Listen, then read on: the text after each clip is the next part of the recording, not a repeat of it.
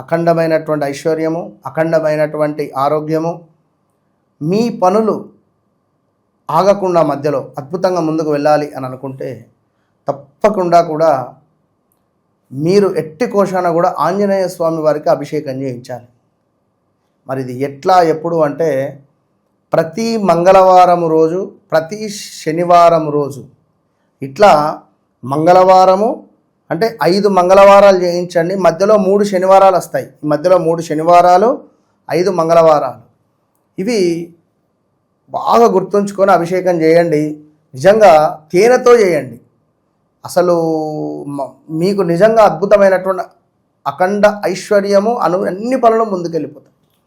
So ఏది ఏమైనప్పటికీ ఒకవేళ మన జన్మజాతకంలో శనైశ్వరుడు కానీ, గురువు కానీ, రాహువు కానీ కొంత నీచలో ఉంటే మనకు ఒకరిని మోసం చేసైనా మనం పైకి రావాలి అనేటువంటి ఆలోచన ఉంటుంది. సో అలాంటి సందర్భాలలో మన జన్మజాతకాన్ని చెక్ చేసుకోవాలి.